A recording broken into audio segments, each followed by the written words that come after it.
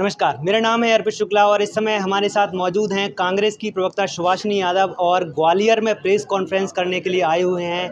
Ma'am, चुनाव का लगभग मध्य दौर आ चुका है और अभी एक जगह वोटिंग भी हुई। मध्य प्रदेश में वोट परसेंटेज कम हुआ है, किस तरह देख रहे हैं? देखिए बिल्कुल हम लोग भी इस चीज़ पर आकलन कर रहे हैं, ऐसा हुआ है तो क्यों हुआ है, पर जो हम लोगों को हमारे बूथ और हमारे कांग्रेस के बूथ लेवल के कार्यकर्ता बता रहे हैं, हम लोग मजबूत स्थिति में हैं। सामने वाली जगह से कम रिस्पांस आ रहा है, कई जगह पे उनके बूथ पर लोग भी नहीं पहुंचे हैं। तो ये निश्चित तौर पर बहुत दुर्भाग्यपूर्ण है कि लोकतंत्र में जनता का एक कर्तव्य बनता है कि वो आगे बढ़ चढ़कर वोटिंग में अपना योगदान दे, क्योंकि आने वाले 5 साल को भविष्य तय करते हैं वोट से। तो मैं आपके चैनल के माध्यम से, आप युवा हैं, इतना अच्छा काम कर रहे हैं, तो मैं चाहूँगी कि जो फर्स्ट टाइम वोटर्स हैं, युवा हैं, और सब लोग अपने घर से निकलकर वोट करें, चाहे किसी को भी करे, वो उनका मत है, पर निकले घर से और वोट का उपयोग करें। मैम, लगातार अगर हम बात करें तो मध्य प्रदेश में प्रधानमंत्री ने भी 5 सभाएं कर चुकी हैं, पर कांग्रेस अभी तक इस मामले में थोड़ी पिछड़ गई है। और अभी अमित शाह भी आए थे और दिग्विजय के क्षेत्र में भी सभा करके गए और बोला जनाजा तक निकाल देंगे। क्या कहेंगे? देखिए, ऐसा तो है नहीं कि कांग्रेस की एक भी सभा ना हुई हो। सीनियर लीडर्स की कम हो पा नहीं, रही मैं है, बता रही हूँ अगर आपको, एवरेज देखा ऐसा तो है नहीं कि एक भी सभा नहीं हुई हो। सभा हुई है, जिस फेज़ में जहाँ चुनाव हुए हैं वहाँ पे हमारे नेताओं ने काम जाने का काम किया है। अब यहाँ थर्ड फेज़ में ग्वालियर चंबल संभाग में चुनाव होने जा रहा है, तो यहाँ पर हमारे नेता आदरणीय राहुल गांधी जी, प्रियंका गांधी जी आने का काम कर रहे हैं। तो ये सब चीज़ें फेज़ वाइज होती है। ऐसा तो है नहीं कि मोदी जी फर्स्ट फेज़ में ही ग्वालियर आ गए हो। मतलब हर चीज़ें एक रणनीति के तहत होती है। जब वो जबलपुर में उन्होंने रोड शो किया तो वहाँ पर चुनाव रहा होगा।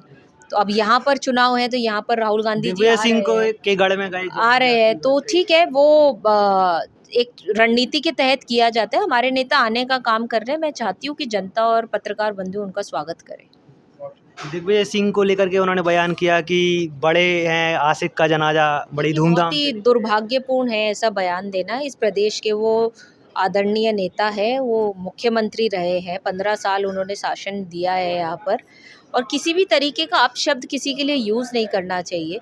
और ये हमने प्रवृत्ति देखी है बीजेपी की कि हमेशा लगातार उन्होंने तिरस्कार करने का काम किया है, चाहे वो अपने पार्टी में नेता हो या ऑपोजिशन के लोग हो, क्योंकि वो सोचते हैं इस तरीके की अभद्र भाषा का प्रयोग करके वो जनता को लुभाने का काम करेंगे। लेकिन जनता इस चीज़ को नहीं समझ रही, क्योंकि जनता देख रही है जो नेता इस उम्र में भी ज़मीन पर पद यात्रा कर रहा है, जनता से संवाद करने का काम कर रहा है, एक पार्टी का इतना पुराना सिपाही रहा है, उसके लिए ऐसी भाषा इस्तेमाल की जा रही है।